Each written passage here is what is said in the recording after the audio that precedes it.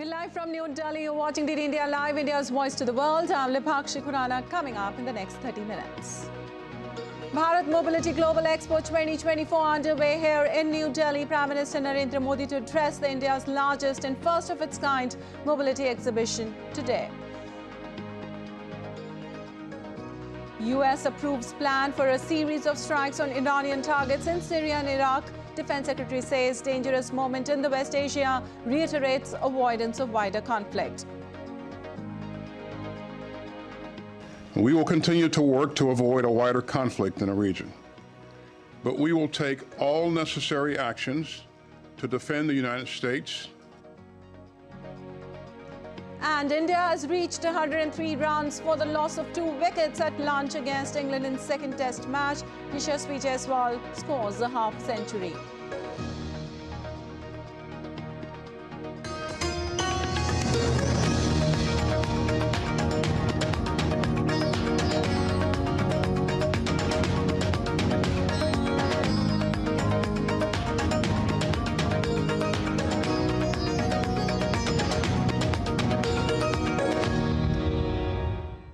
And on to details now. India's Prime Minister Narendra Modi to address a program at India's largest and first of its kind mobility exhibition, Bharat Mobility Global Expo 2024 at 4:30 p.m. IST at Bharat Mandapam in the national capital, New Delhi. Bharat Mobility Global Expo 2024 will showcase India's capabilities across the entire mobility and automotive value chains.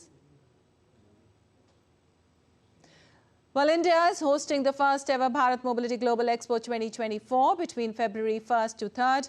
Bharat Mobility Global Expo 2024 will showcase India's capabilities across the entire mobility and automotive value chains. The expo will feature exhibitions, conferences, buyer-seller meets, state sessions, road safety pavilion, and also public-centric attractions like go-karting. With over 800 exhibitors from 50-plus countries, the expo will highlight cutting-edge technologies, sustainable solutions and breakthroughs in mobility. The expo will feature participation from over 28 vehicle manufacturers, in addition to the presence of more than 600 auto component manufacturers. Over 1,000 brands from over 13 global markets will showcase their complete range of products, technologies and services at the event. With a focus on new age components, tech, future fuels and a growing EV ecosystem, the expo also features dedicated exhibitions on automation, urban mobility solutions, EV charging solutions and more.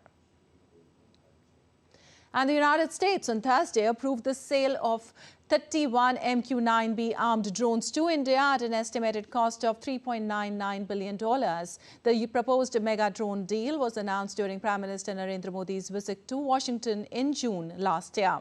Under the deal, India will get 31 high-altitude, long-endurance and manned aerial vehicles, of which the Navy will get 15 Sea Guardian drones, while the Army and the Indian Air Force will get 8 each of the land version Sky Guardian. The U.S. Defense Security Cooperation Agency in a statement said the proposed sale will support the foreign policy and national security objectives of the United States by helping to strengthen the U.S.-Indian strategic relationship and to improve the security of a major defense partner, which continues to be an important force for political stability, peace and economic progress in the Indo-Pacific and South Asia region. And a high-level Maldivian delegation is in Delhi ahead of core group meeting today. The delegation, comprising both diplomatic and military representatives, is expected to take part in the second core group meeting. The first meeting, high-level core group, was held in Malé on 14th of January. During the meeting, both sides held discussions on wide-ranging issues related to bilateral cooperation towards identifying steps to enhance the partnership, including expediting the implementation of ongoing development cooperation projects. And moving on, another Indian student has been found dead in Cincinnati in the US. It was the third death of an Indian student in the US within a week. Taking to social media site X, Indian consulate in New York said that the police investigation was underway. It further said that the consulate continues to remain in touch with the family and is extending all possible assistance to them. Also earlier, Neil Acharya, an Indian student in the United States studying at Indiana's Purdue University, was found dead on Sunday after he was reported missing. This came after another Indian student named Vivek Saini was brutally murdered by a homeless drug addict inside a store in Lithuania, Georgia. And days after, Indian Navy warship INS Sumitra intercepted 2 vessels and rescued 2 hijacked vessels from Somali pirates, the Pakistani and Iranian crew of the ships thanked the Indian Navy for saving them from the pirates. The Indian Navy released a video of the anti-piracy operations in the Indian Ocean region. Committed to maritime security in the Indian Ocean region, Indian naval warships mission deployed are ensuring security against all maritime threats, keeping seas safe for mariners of all nationalities. Indian Navy remains committed to maritime security in the Indian Ocean region in keeping with at PMO India's vision of Sagar. Indian naval warship mission deployed in the IOR are ensuring security against all maritime threats, keeping our seas safe for mariners of all nationalities. And moving on, amidst the political unrest in Indian state of Jharkhand, Champai Soren is set to take oath as the Chief Minister of Jharkhand on Friday. Earlier on Thursday, Jharkhand governor invited Champai Soren to Raj Bhavan to form the government in the state. Champai Soren is a loyalist of Jharkhand Mukti Morcha leader Hemant Soren. After the oath, he will have to demonstrate his majority in a floor test within the next 10 days. Former Chief Minister of Jharkhand and Jharkhand Mukti Morcha leader Hemant Soren resigned hours before he was sent to one-day judicial custody by a special PMLA court in Ranchi in connection with an alleged land scam case. Soren was arrested on Wednesday night by the Directorate of Enforcement after 6 hours of questioning in the money laundering case linked to the alleged land scam. And now let's take a look at other stories making news today. Large number of devotees flocked to Varanasi, the holy city in the Indian state of Uttar Pradesh, to offer prayers at an ancient prayer site which was lying closed for over 3 decades. Heavy Hindu devotees are performing the ritual of worship in Varanasi's Gyan Vyapi cellar, and the second day after the district court ordered reopening of the barricaded site. A tight security arrangement has been made in the vicinity to avert any potential disturbances. Indian Coast Guard celebrates its 48th Racing Day. India's Defence Ministry said in a statement that Indian Coast Guard, with 152 ships and 78 aircraft in its arsenal, is on track to achieve its targeted force levels of 200 surface platforms and 100 aircraft by 2030. Under the motto, Vayam Raksha Mahed, the Indian Coast Guard has saved over 11,554 lives since its inception. The Indian Navy is all set to commission its latest survey vessel, Sandhyak, on 30th February at Naval Dockyard Vizag in South Indian state of Andhra Pradesh. The vessel is designed indigenously. The primary role of the ship is to carry out full-scale hydrographic surveys of ports, harbours, navigational routes and deep seas towards enabling safe marine navigation. The 37th Surajkund International Crafts Fair is being held at North Indian city of Faridabad. The event is an international festival that provides a platform for artists from around the world to exhibit their culture and showcase their talents. The fair showcases the richness and diversity of the handicrafts, handlooms, and the cultural heritage of India.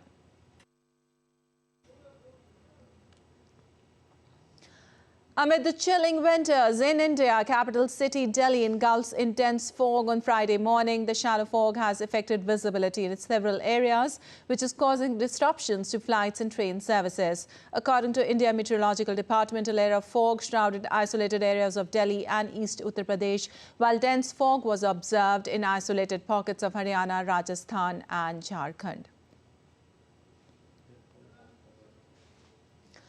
Bangi Valley, a tribal area of Chamba of Indian state of Himachal Pradesh, receives heavy snowfall. The entire valley was being covered in thick layer of snow. Earlier, the India Meteorological Department issued an orange alert for snowfall at various places in Himachal Pradesh, indicating the possibility of rain also in other parts of the state.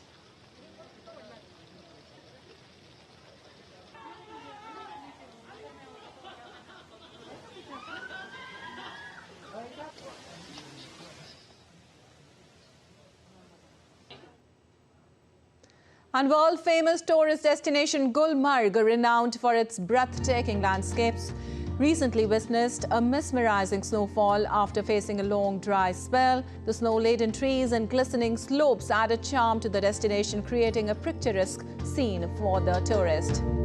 Gulmarg witnessed fresh layers of snow, turning landscapes into serene white vistas.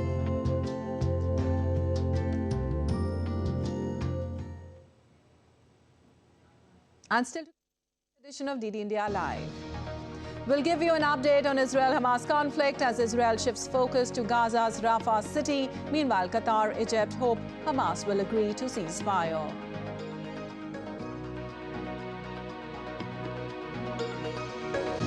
European Union gives nod to extend 50 billion euros in financial assistance for Ukraine. Ukrainian President Volodymyr Zelensky welcomes the move.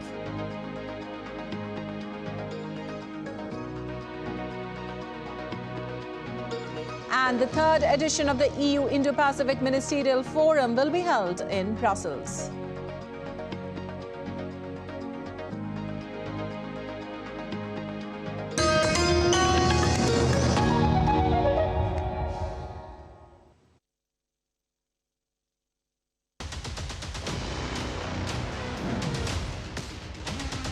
Why is the world preparing for a second Trump presidency?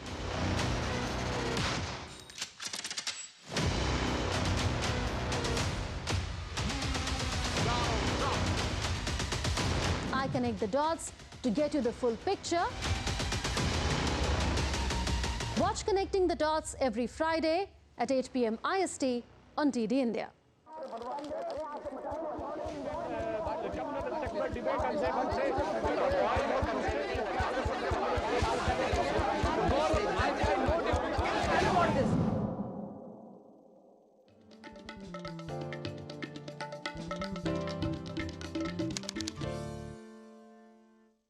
Are you popping pills like candy for every sniffle and cough?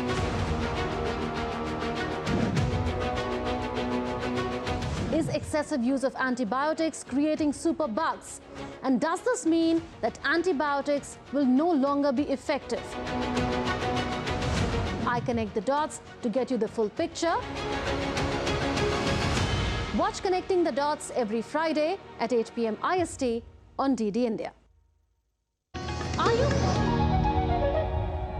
Welcome back. You're watching DD India Live. I'm Vipakshi Khurana, and moving on. The US has approved plans for a series of strikes on Iranian targets in Syria and Iraq. It comes after a drone attack killed 3 US soldiers in Jordan, close to the Syrian border, on Sunday. The US blamed an Iranian-backed terrorist group for the attack. That group, the Islamic Resistance in Iraq, is believed to contain multiple militias that have been armed, funded and trained by Iran's Revolutionary Guards Force.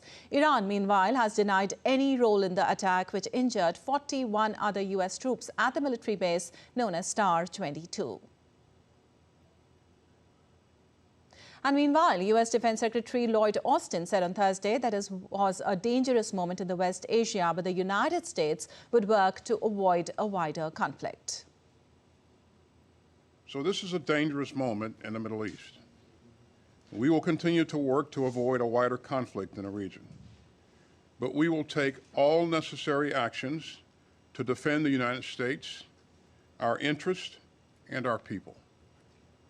And we will respond when we choose, where we choose, and how we choose. And updates now on Israel-Hamas conflict. Israel will shift the focus of its operations to Gaza's Rafah city after claiming to have dismantled Hamas units in Khan Yunis. Rafah is located near the Egypt border. The development comes as Qatari and Egyptian mediators hope for a positive response from Hamas to a fresh proposal for an extended halt in fighting agreed with Israel and the US at talks in Paris last week. The proposal also calls for release of hostages.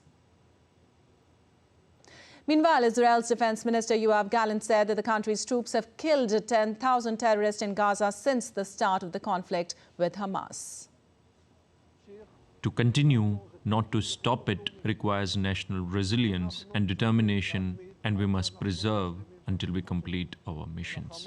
And it is more difficult for Hamas, believe me. They don't have weapons, they don't have ammunition, they have 10,000 eliminated terrorists and another 10,000 terrorists who are wounded and not functioning. This is a serious blow that erodes their abilities. The US has said that it had very frank conversations with Israeli officials about settler violence in West Bank. This comes after the Biden administration imposed sanctions on 4 Israeli men accused of being involved in settler violence. I will say we have had some very frank conversations with them about extremist settler violence. And that includes some very detailed conversations where we have presented cases to the Israeli government, cases of settler violence where we have seen reports and where we have seen documented settler violence and asked them to take action. And we have seen them take some action. Well, United Nations' highest court, the International Court of Justice, will decide if Ukraine's case against Russia, accusing Russia of violating international law by claiming its invasion was a response to an alleged genocide on Friday. Over 24 European states have backed Kyiv by giving formal statements to the court, stressing they believe the case should move forward. The court has already issued emergency measures in March 2022 in the case, ordering Russia to immediately halt its military operations in Ukraine. While the court's rulings are final and legally binding, it has no way to enforce them, and Russia have ignored their orders. Moscow said Ukraine is using the case as a roundabout way to get a ruling on the overall legality of Russia's military action.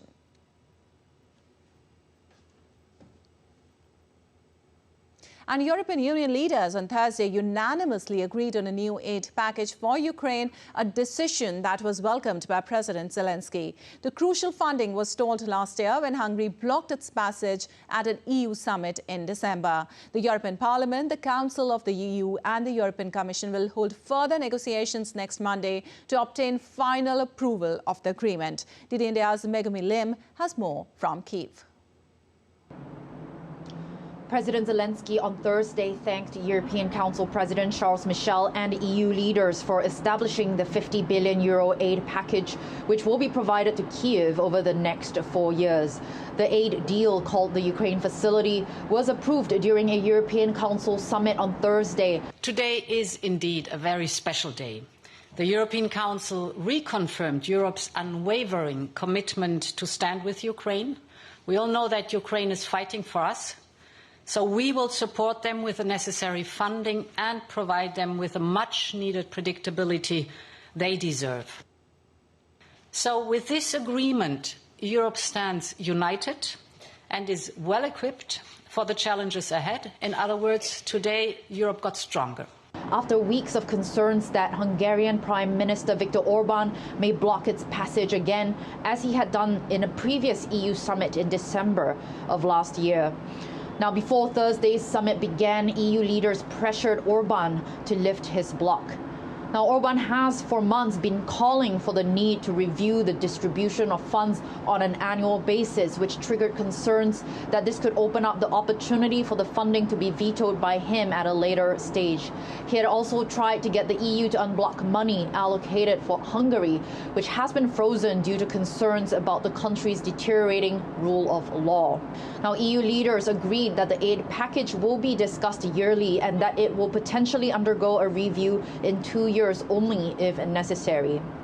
The news came after officials in Ukraine warned that Kyiv may face an economic crisis if support from the West continued to stall. Although Zelensky said he was grateful for the long-term financial assistance to Kyiv, he also urged EU leaders to send more military aid. I'm grateful for your decision on the financial instrument for us, for our people, for Ukraine. Ukraine facility with 50 billion euros for a 4-year period. This is a clear signal that Ukraine will withstand and that Europe will withstand. It is also really important that this decision was taken unanimously by all of you, all 27 member states, and it is yet another clear sign of your strong unity and support. Officials in Ukraine have said that Kyiv is facing a critical shortage of artillery shells, while Moscow's forces continue to fire thousands of shells along the front lines every day. Megumi Lim in Kyiv reporting for DD India. Well, European Union has made Ukraine happy. However, it has angered another section. Farmers took to the streets around the European Parliament in central Brussels, saying that in the difficult current situation, the EU has not provided enough support for them in various member states. Did India's Alex Cardia reports for more.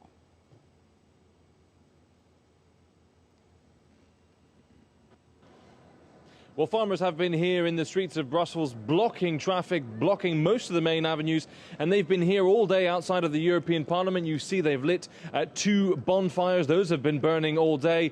These farmers here to express their anger, their frustration with what they say are rising production costs and falling prices for their products. They say that their way of life, their businesses will not be sustainable in the months to come. They will need more support from the government. That is the message from here today. And we heard Ursula von der Leyen, the European Commission President, saying that we hear farmers and we support European farmers, as the European President Commission. She, alongside the Dutch Prime Minister, the Belgian Prime Minister, met with these farming groups, hearing their concerns, hearing their frustrations. But we saw those frustrations boiling over.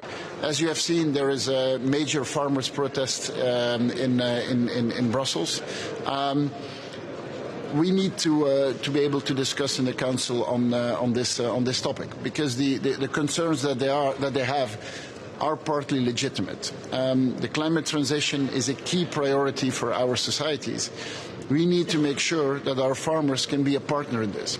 Earlier today, just behind me, we saw some of these farmers clashing with police, throwing bricks at police officers, throwing eggs at the European Parliament building as well, making that anger heard. It's certainly an issue that will be rumbling on in the next few weeks. Of course, European elections expected in June, and we can expect this to be quite a core, quite an important issue as well. So certainly that frustration, that anger expressed by European farmers here in Brussels today and heard by those EU leaders gathered in the city. Alex Cardia in Brussels reporting for DD India. And moving on, demonstrations reflect common issues across the continent. Let's take a look at some of them. Irish farmers gathered tractors and rallied in support for their EU counterparts. The number of tractors taking part is large, just like our problems. We came here to demonstrate and demand tax-free agricultural fuel, just like in other European countries, as it is unproductive for us to work paying regular fuel prices. Second, fertilizer is high. There has not been a serious agricultural policy for decades. We are crumbling. Greek farmers in Thessaloniki demand better conditions, driving tractors into the city during an agricultural trade fair. They seek state subsidies, cheaper fuel and faster compensation for weather-related losses. Floods and droughts have caused high production cost. Despite the government's promises of increased aid, many farmers are still waiting for funds to recover from the recent natural disasters. First of all, we decided to come here to join with other kind of European young farmers to create a unique voice, not against, but with the cooperation of the European Parliament and the other kind of politics, because we'd like to safeguard our tradition, our farmers' moods, our quality of food, but to safeguard the majority part of this kind of situation, the dignified incomes. Farmers from Italy and Spain joined the protest, with one Spanish farmer saying they wanted to stop the crazy laws of the European Commission. Mirror clauses, that's extremely necessary. On the second hand, we want to stop this crazy law that come every single day from the European Commission. It's a kind of tsunami. And the third one is we demand respect from the Spanish and the farming European community. Also, Portuguese farmers staged a protest by driving tractors towards the Spanish border. Smaller farm associations demanded action, feeling misrepresented despite CAP and government agreement. The government announced a €500 million aid package to avoid mass disruptions. Meanwhile, the growing unrest has also been seen recently in Poland and Germany.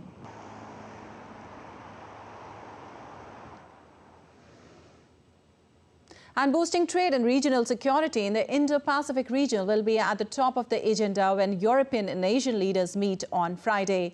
The EU's top diplomat will host foreign ministers of the ASEAN grouping as well as from the Pacific Islands in 2 separate meetings. Ishan Garg tells us more about what to expect from Brussels. Hosting such a large delegation from Asia is a rare occurrence in Brussels. European Union officials say hosting the ASEAN and the Pacific Island nations at the same time shows the bloc's commitment towards the Indo-Pacific region.